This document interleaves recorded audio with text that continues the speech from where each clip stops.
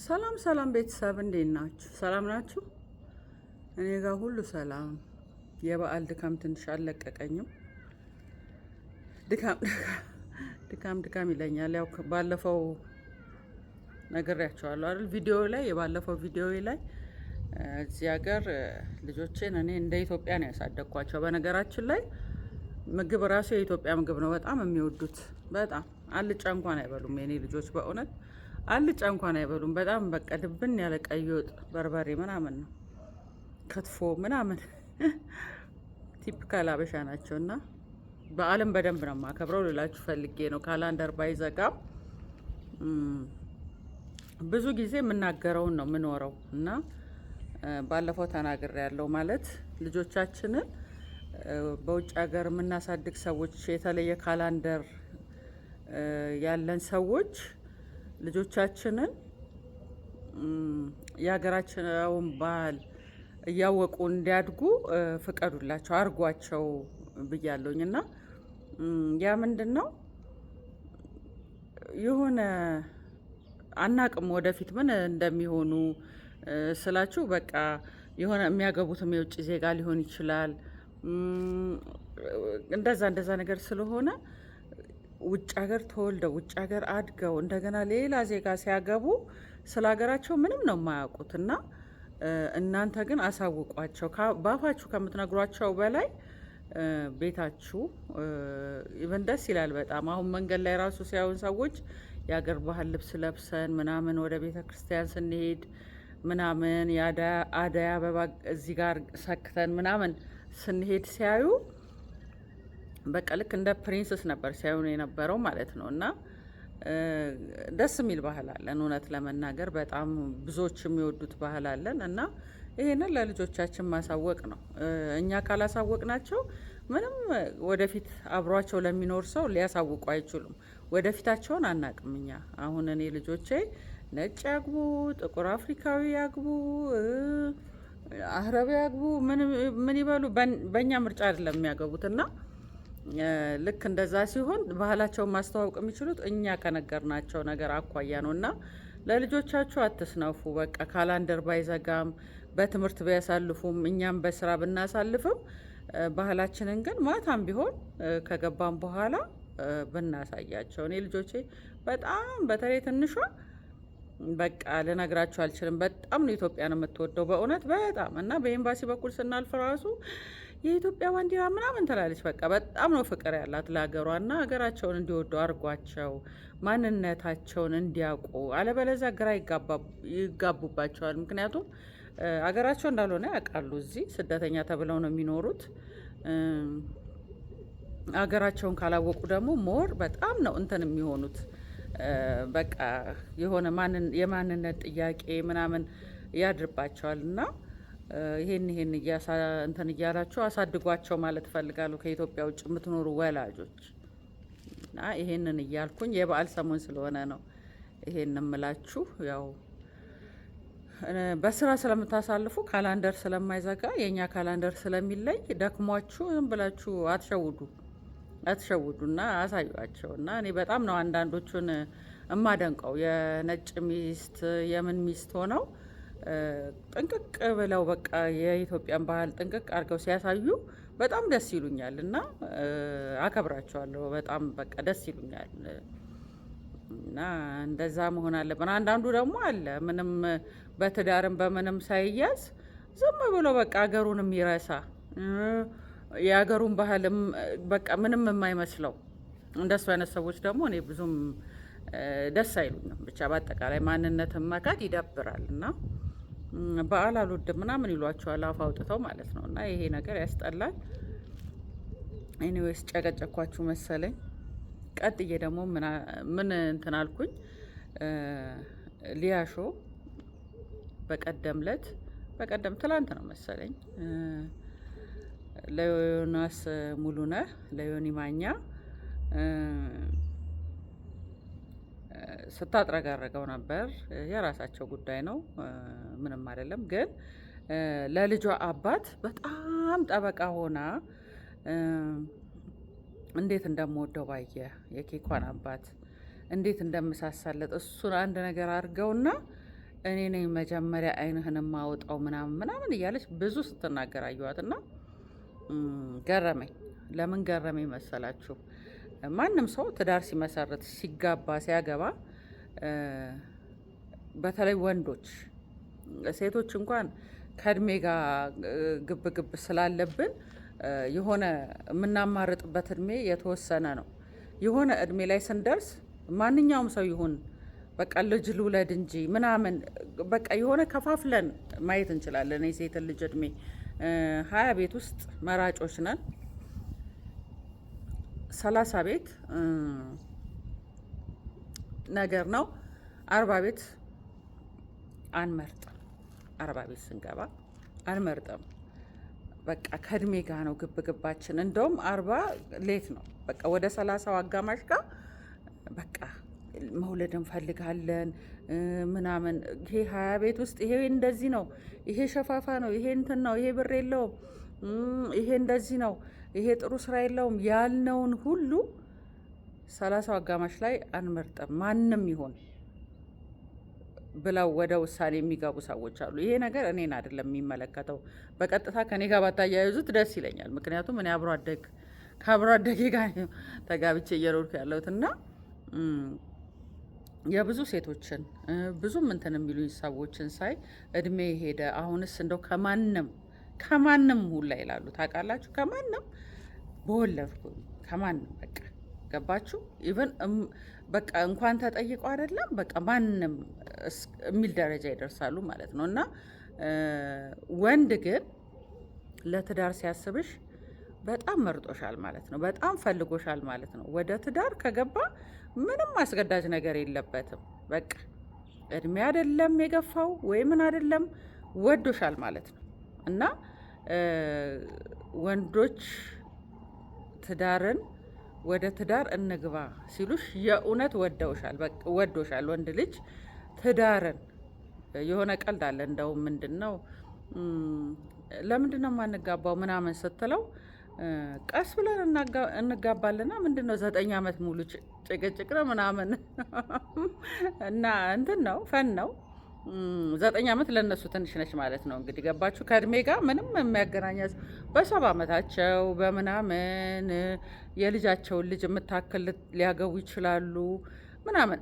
እድሜ ጋር ችግር የለባቸውም። የሚያሯሩጣቸው ነገር ስለሌለ 20 ቤት ሆነ 30 ቤት ወንድ ልጅ ስለ ትዳር ካሰበ የእውነት ወዶሻል ማለት ነው። እና ስፍስፍ ብላ ለልጇ አባት ሊያሾ እስቲ ተናገረው፣ እስቲ ንካው፣ እስቲ ምናምን ብላ በጣም ጠበቃ ሆና ለምን ጠበቃ ሆነች አይደለም፣ በጣም አፕሪሼት አድርጊያታለሁ። በጣም ወድጀዋለሁ ይሄን ንግግሯን። ግን መለስ ብዬ ምንድን ነው ያሰብኩት፣ ሌሎቹስ እንደዛ የምታብጠለጥላቸው ሴሌብሪቲዎች፣ እነዚህ ታዋቂ ሰዎች ምናምን የእነሱስ ትዳር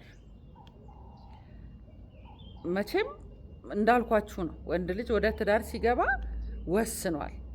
ወስኖ ነው የሚገባው። በቃ ከእድሜ ጋር እንትን ብሎ አይደለም ምናምን በቃ አገባለሁ ካለ እጅ ሰጥቷል ማለት ነው። ወንድ ልጅ እጅ ሰጥቷል ማለት ነው። በቃ አምኖብሻል። በቃ ምንም እንትን የሚለው ነገር የለም። በቃ ወንድ ልጅ ትዳር ውስጥ እስኪገባ ነው በቃ እንጂ ከገባ በኋላ ለትዳር ካጨሽ፣ ትዳር ደረጃ ከደረሰ፣ ሽማግሌ ከላከ፣ ካገባሽ፣ አብሮ መኖር ከጀመረ ወንድ ልጅ የእውነት ወዶሻል ማለት ነው። እዛ ደረጃ ደርሰው 2-3 የወለዱ ታዋቂ ሰዎችን በጣም ስትበጠብጥ የምናውቃት ልጅ ነች። እንግዲህ የእሷ እንትን ተነካ ብላ እንደዛ ስትሆን የነበረው ማለት ነው። ገባችሁ? ምንድን ነው የሚባል ነገር አለ። ገባችሁ? የሰው ህመም እንደ ራሷ እንዴት አልተሰማትም ብዬ በጣም ገረመኝ። ተነካ ብላ እንኳን ሰደበኝ እንኳን ሽሮ ምንም ይስደበኝ እንትን ይበለኝ። ግን ደግሞ ምን ስትል ነበረ? ሌሎቹ እንደዚህ እያደረገ ምናምን የሌላውን ትዳር ገብታ ፍትፍት ስታረግ ነበረ።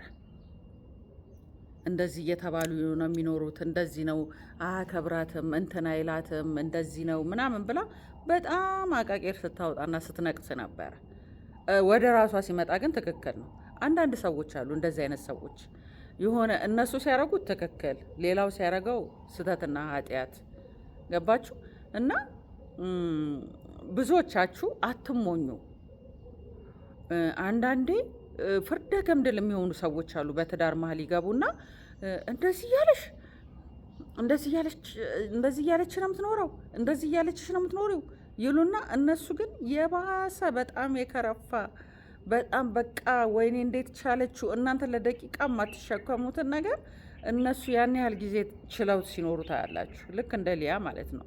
ሊያ አሁን ሽሮ ነው ምናምን ተበላብኝ ብሎ እሷንም አይሁን እኔን አይደለም ነው የምትለው። እሷ እኔን አይደለም ሰራተኛዋን የተናገረው ነው።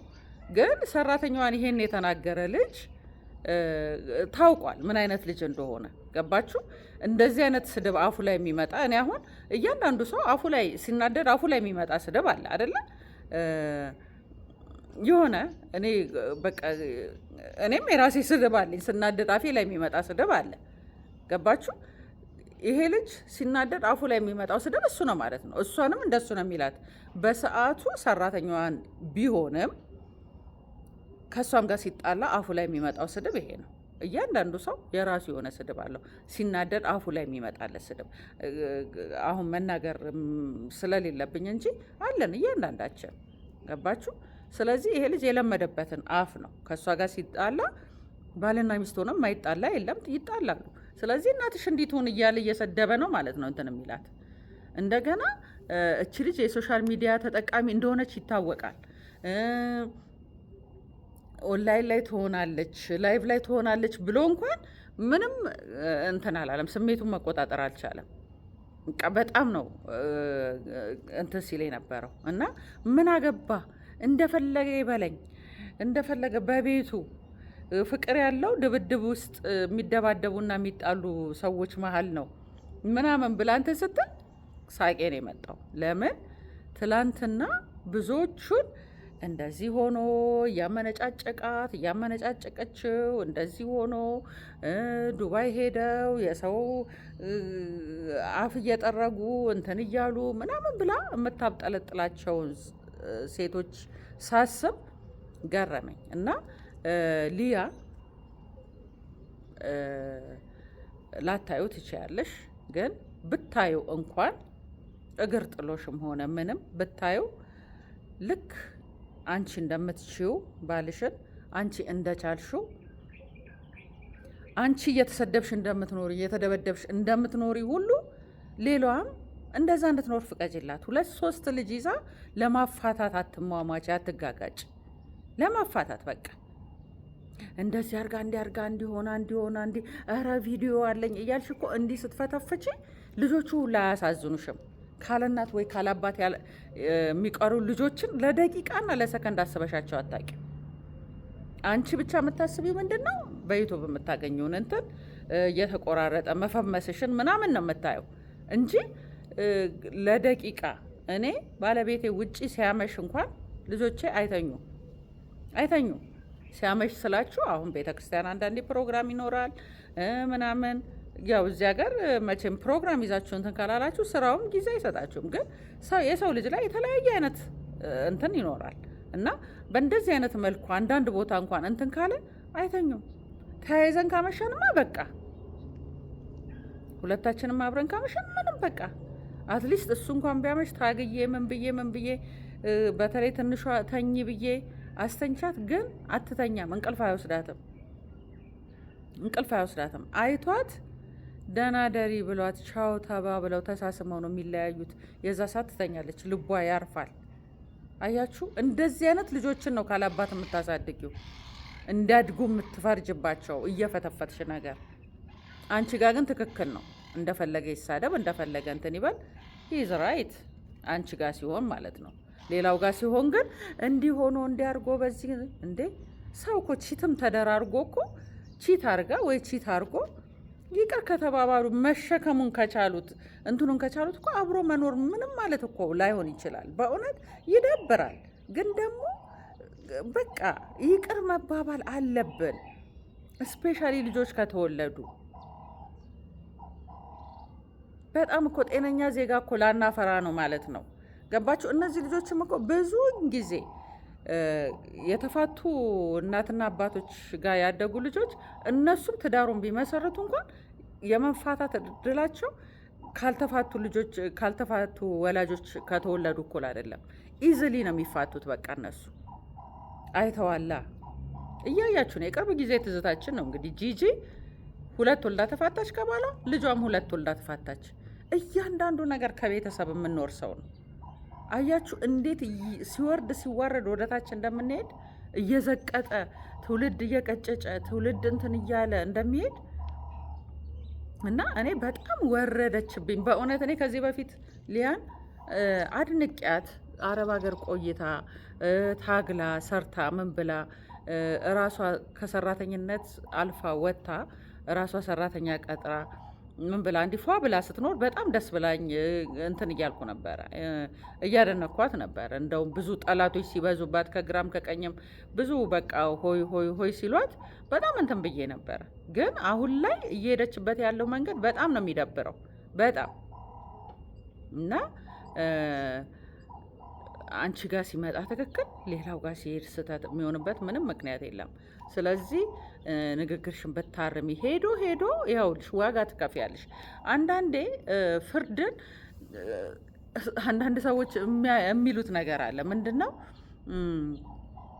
የልባቸውን ሰርተው እግዚአብሔር መሀሪ ስለሆነ የልባቸውን ሰርተው እንደ ልባቸው ኖረው ከዛ ልክ የሆነ ሰዓት ላይ ንስሐ ገብተው ጭምት ሆነው ነገሮችን እንትን ብለው ለመኖር ያስባሉ።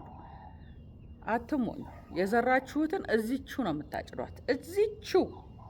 እዚቹ አጭዳችሁ ነው የምትሄዱት። እና ይሄን ነገርሽን እዚቹ አጭደሽ ስለምትሄጂ ቆም ብለሽ አስቢ። ቆም ብለሽ እኔ የታላቅነቴን የምመክርሽ ይሄንን ነው። የታላቅ እህትነቴን የምመክርሽ ቆም ብለሽ አስቢና ለእስከ ዛሬው ኦልሬዲ በቃ አንቺ ተከታዮች አሉሽ ቪው ይመታብሽ ደግሞ በቃ ይሄ የሶሻል ሚዲያ አንዱ አካል ነው። ገባችሁ? አንድ ሰሞን ፌመስ የነበረ ሰው አንድ ሰሞን የሚያዩ ተመልካች ያጣል። አንድ ሰሞን ተመልካች ያጣ ሰው በሆነ ሰዓት ላይ ደግሞ በጣም ይገናል። አታውቁትም። ስለዚህ ልክ እንደሱ ብለሽ እዩና ሶሻል ሚዲያ መተዳደሪያ ሶሻል ሚዲያ ብቻ አይደለም ትያለሽ አይደለ? በቃ ቪው ቢመታብሽ እንኳን ይሄ ትዳር ውስጥ ገብቶ መፈትፈትን ታይና ሌላ አለኝ የምትዩን ስራ ላይ ጠንከር ብለሽ በመስራት ትውልድን ታደጊ። የትውልድ በቃ ለልጅሽ መጥፎ ዘርን አታስቀምጪ ነው ማለት የምፈልገው። ስላዳመጣችሁኝ አመሰግናለሁ። ባባይ